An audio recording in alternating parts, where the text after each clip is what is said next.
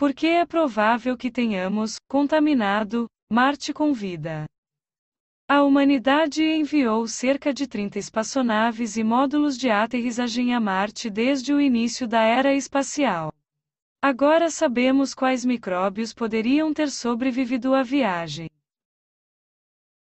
O fato de podermos percorrer a superfície de Marte é extraordinário. O robô Perseverance, que é do tamanho de um carro, pousou em segurança na superfície marciana no dia 18 de fevereiro.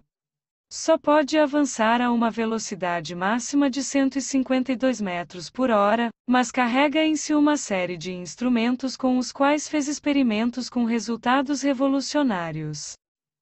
A bordo do robô de 3 metros de comprimento está uma máquina que converteu o ar marciano fino e cheio de dióxido de carbono em oxigênio, bem como um helicóptero que fez o primeiro voo motorizado em outro planeta. O helicóptero, chamado Ingenuity, fez 3 voos bem-sucedidos, cobrindo distâncias cada vez maiores. Mas é possível que algo mais tenha chegado a Marte com todos esses dispositivos? Será que um rastro de bactéria ou esporo vindo da Terra foi acidentalmente transportado para o espaço e sobreviveu à jornada para fazer do planeta vermelho seu novo lar?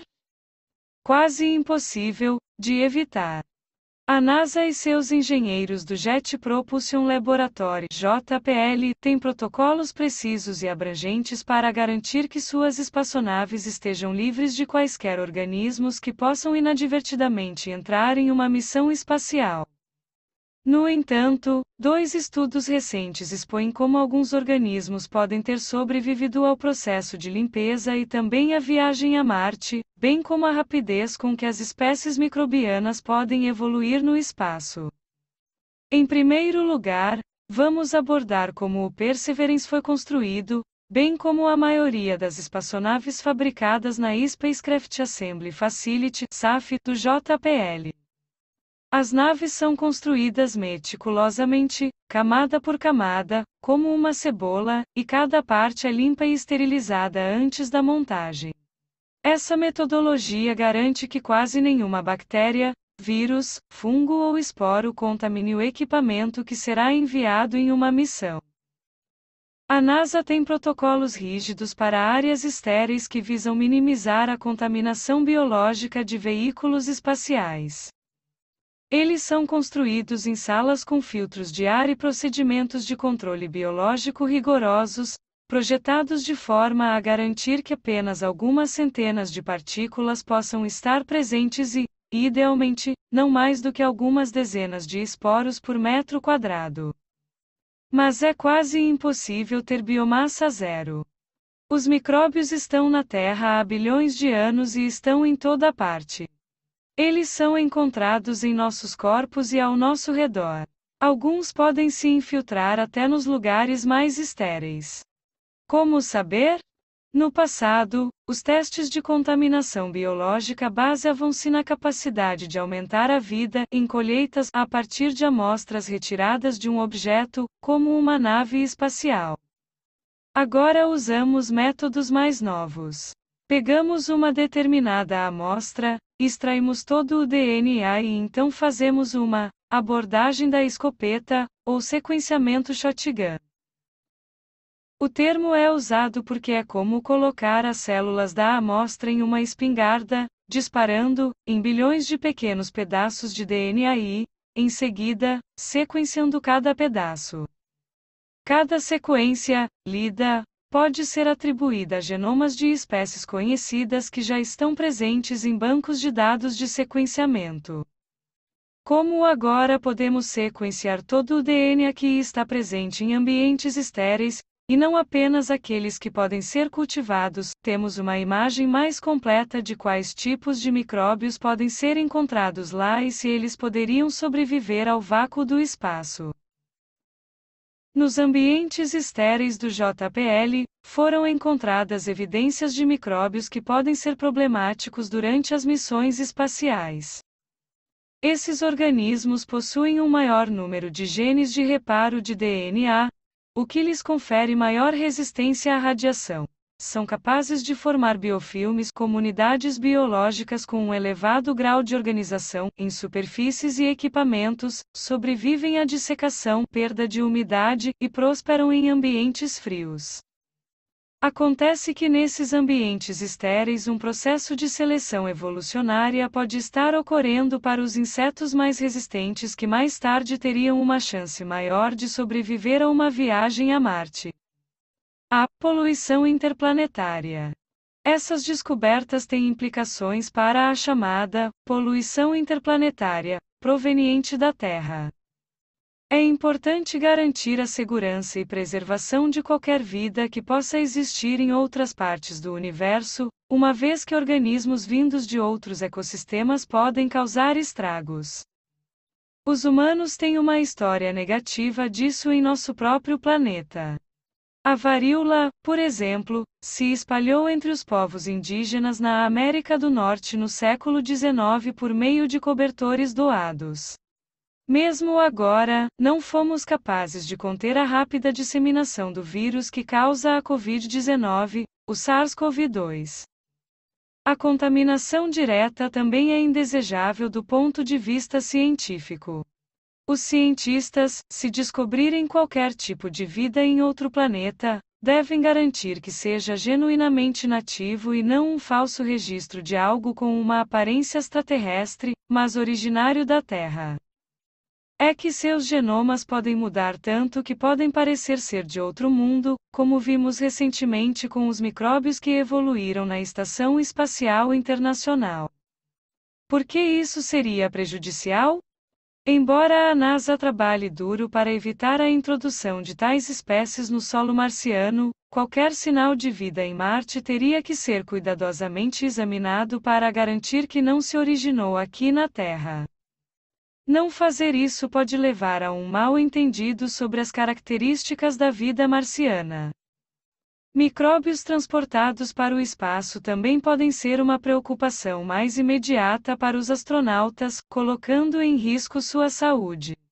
Podem até mesmo fazer com que o equipamento de suporte à vida funcione mal, caso fique cheio de colônias de micro-organismos. Mas a proteção planetária é bidirecional. Devemos também evitar trazer de volta poluentes de outro planeta que possam nos colocar em perigo. Esta tem sido a base de muitos filmes de ficção científica, onde um malvado invasor alienígena ameaça exterminar toda a vida na Terra. Mas pode se tornar em parte realidade com a missão que a NASA e a Agência Espacial Europeia planejam enviar a Marte em 2028 e que, se planejada, em 2032 trará de volta as primeiras amostras do planeta vermelho. No entanto, considerando que as duas primeiras sondas soviéticas pousaram na superfície marciana em 1971, seguidas pela sonda US Viking 1 em 1976, é provável que já existam alguns fragmentos de DNA microbiano, e talvez humano, no planeta vermelho. Detectar sua origem. Mesmo que o Perseverance, ou as missões que o precederam, tenham acidentalmente levado organismos ou DNA da Terra para Marte, temos maneiras de diferenciá-la de qualquer vida que seja de origem verdadeiramente marciana. Ocultas na sequência de DNA estarão informações sobre de onde os organismos vieram. Um projeto em andamento chamado MetaZub está sequenciando o DNA encontrado em mais de 100 cidades ao redor do mundo. Pesquisadores de nosso laboratório, as equipes do MetaZub e um grupo na Suíça acabaram de publicar esses e outros dados metagenômicos globais para criar um índice genético planetário de todo o DNA sequenciado já observado. Ao comparar qualquer DNA encontrado em Marte com sequências vistas nos ambientes estéreis do JPL, o mundo subterrâneo, amostras clínicas, esgoto ou a superfície do robô Perseverance antes de deixar a Terra, deve ser possível ver se eles são realmente desconhecidos. Mesmo que nossa exploração do sistema solar tenha inadvertidamente transportado micróbios para outros planetas, eles provavelmente não são os mesmos de quando deixaram a Terra. Os ensaios de viagens espaciais e os ambientes incomuns em que estão os fazem evoluir. Se um organismo na Terra se adaptou ao espaço, ou Marte, as ferramentas genéticas à nossa disposição podem nos ajudar a descobrir como e por que os micróbios mudaram.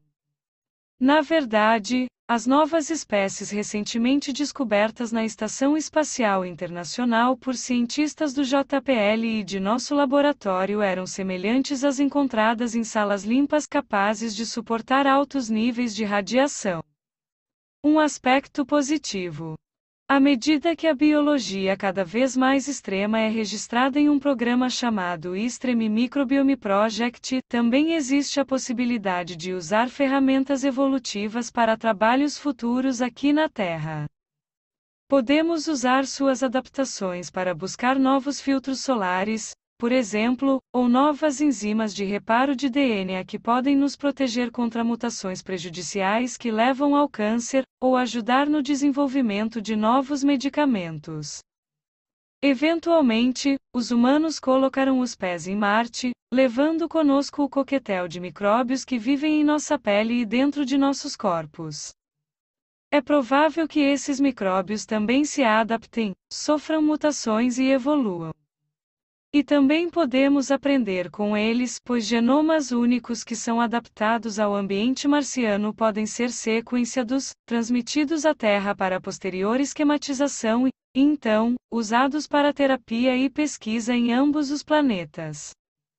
Dadas todas as missões marcianas planejadas, estamos à beira de uma nova era de biologia interplanetária, na qual aprenderemos sobre as adaptações de um organismo em um planeta e as aplicaremos em outro. As lições da evolução e das adaptações genéticas estão inscritas no DNA de cada organismo, e o ambiente marciano não será diferente.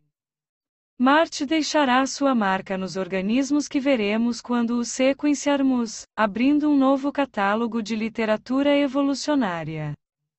Isso não apenas alimentará nossa curiosidade, mas é um dever de nossa espécie proteger e preservar todas as outras espécies. Apenas os humanos entendem a extinção e, portanto, apenas os humanos podem evitá-la.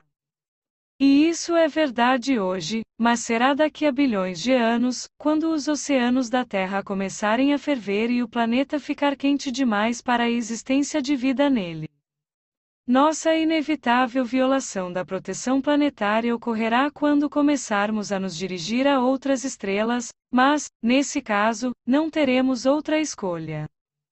Eventualmente, a poluição interplanetária cuidadosa e responsável é a única maneira de preservar a vida, e é nesta direção que temos de caminhar nos próximos 500 anos. Christopher Mason é professor de genômica, fisiologia e biofísica na Weill Cornell Medicine, Cornell University em Nova York. Ele investiga os efeitos moleculares e genéticos de longo prazo dos voos espaciais humanos, além de tocar um projeto sobre novos tipos de células para a terapia.